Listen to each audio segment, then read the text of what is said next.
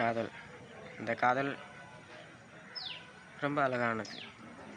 எல்லாருக்கும் ஒவ்வொரு விஷயத்த கற்றுக் கொடுத்துருக்கோம். உங்களுக்கும் அதே மாதிரி தான். எனக்கும் காதல் இருந்துச்சு. எனக்கும் சில விஷயத்த கற்றுக் கொடுத்துச்சு. நிறைய விஷயம் பார்க்கலாமா? லவ் வந்த புதுசில் எல்லோரும் எவ்வளோ ஜாலியாக இருப்பாங்களோ அதே மாதிரி நானும் சந்தோஷமாக தான் இருந்தேன். டெய்லி பேசுகிறது, கால் பண்ணுறது, மெசேஜ் பண்ணுறது, இப்படி ஒவ்வொரு நொடியும் ஒவ்வொரு செகண்டும் அவங்களுக்காகவே நினச்சிட்டு இப்படியே போயிட்டு இருந்துச்சு. எல்லோரும் மாதிரி தான் நானும் ரொம்ப சந்தோஷத்தில் இருந்தேன். அதுக்கப்புறம் போக என் லைஃப்பில் வந்த காதல் நல்லா போயிட்டுருந்துச்சு. அப்படியே போயிட்டுருக்க கொஞ்ச நாள் எல்லாம் குறைய ஆரம்பிச்சிச்சு. மீட்டிங், டெக்ஸ்ட், எல்லாம் கால் எல்லாம் குறைய ஆரம்பிச்சிச்சு. எல்லாருக்கும் வர சேம் அதே பிரச்சனை, ஈகோ ப்ராப்ளம்.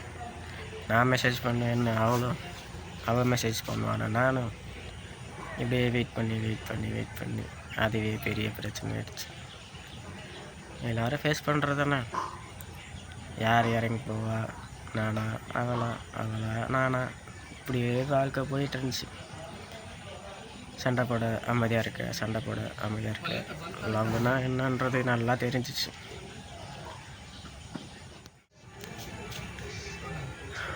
இப்படி 2 பேருக்குள்ளேயும் டெய்லி சண்டை, நானா அவளா நானா.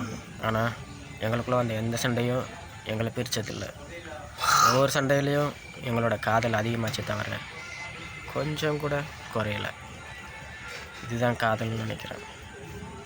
அந்த அமைதி, பேசாமல் இருக்கிற ஒவ்வொரு நாளும், பேசிகிட்டு இருந்த நாட்களோட பேசாமல் இருந்த நாட்கள் தான் எங்கள் காதலை இன்னும் அதிகப்படுத்துச்சு.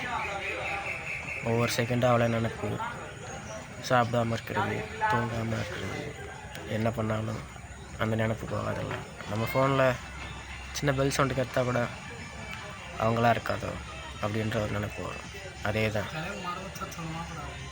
இந்த ஈகோ பிரச்சனை சில டைம் நம்ம காதலை தான் கொண்டு வருது.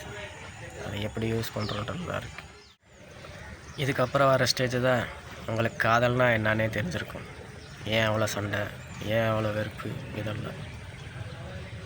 நான் உனக்கு தேவையில்லை, நீ எனக்கு தேவையில்லைன்ற இடத்துல சண்டையே வராது. ஏன் சண்டை வருதுன்னா, நான் உனக்கு எவ்வளோ முக்கியம், நீ எனக்கு எவ்வளோ முக்கியன்றதை காட்டுறதுக்கு தான் சண்டையே வருது. எப்படி ஒரு கல் ஒரு வலியை தாங்கிக்கிட்டு, இவ்வளோ வலியும் தாங்கிக்கிட்டு கடைசியில் சிலையாக மாறுற வரைக்கும் பொறுமையாக இருக்கோ, அதே மாதிரி தான் நம்ம காதலும் அதே மாதிரி தான். நிறைய வலியை கொடுக்கும்.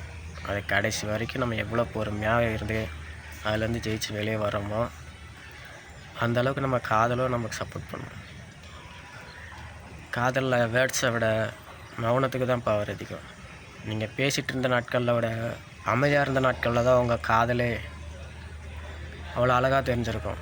காதல்னால் என்னன்னே ஃபீல் பண்ணியிருப்பீங்க. கரெக்டு தான். இவ்வளோ வலிகள், இவ்வளோ சண்டைகள் எல்லாம் கடந்து வந்த பிறகு உங்கள் மனசில் ஒரு தெளிவு வந்திருக்கும். அதுதான் உண்மையான காதல். அப்படி வந்த அப்புறம் உங்கள் பார்ட்னர் 70%, நீங்கள் 30% இருந்தாலும் சரி, நீங்கள் 70%, அவங்க 30% இருந்தாலும் சரி, ரெண்டையும் அட்ஜஸ்ட் பண்ணிட்டு தான் போவீங்க. இதுதான் உண்மையான அண்டர்ஸ்டாண்டிங். இதை தாண்டி உங்களுக்கு ஈகோ நீங்கள் நினச்சாலுமே வராது. உண்மையான காதலோட பவர் அதுதான். அதை ஃபீல் பண்ணவங்க கண்டிப்பாக ஃபீல் பண்ணியிருப்பீங்க. இந்த ஸ்டேஜ்லாம் தாண்டி வந்த பிறகு உங்களுக்கு ஒரு தெளிவு வந்து லவ்னா என்னன்னு கண்டிப்பாக புரிஞ்சுருப்பீங்க.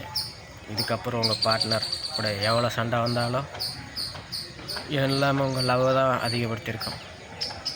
இன்னும் அந்த லவ்வை என்னன்னு முழுசாக உணர்றதுக்குள்ளே பின்னாடி திரும்பி பார்த்தீங்கன்னா அவ்வளோ காலம் ஓடி இருக்கும். திரும்பி பார்த்தீங்கன்னா எல்லா வெறும் சண்டையும் நினைவுகளும் தான் இருக்கும். அதை ஒவ்வொன்றும் நினச்சி பார்த்து இந்த லைஃப்பை தொடங்கும்போது அப்போ தான் நீங்கள் லவ்னா என்னன்னே புரிஞ்சுருப்பீங்க. உங்கள் பிள்ளைங்க எல்லாம் வளர்ந்து பெரிய ஆளாக இருப்பாங்க. நீங்கள் உங்களுக்காக உங்கள் பார்ட்னர் நீங்கள் இப்போ தான் வாழவே ஸ்டார்ட் பண்ணியிருப்பீங்க. லவ்ன்ற உணர்ச்சி ஸ்டேஜில் தான் நீங்கள் வாழவே ஸ்டார்ட் பண்ணியிருப்பீங்க.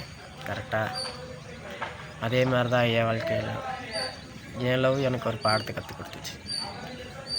உங்கள் லவ் உங்களுக்கு என்ன கற்றுக் கொடுத்துச்சு? பாடமா இல்லை காவியம்? உங்கள் லவ் என்னன்னு சொல்லிட்டு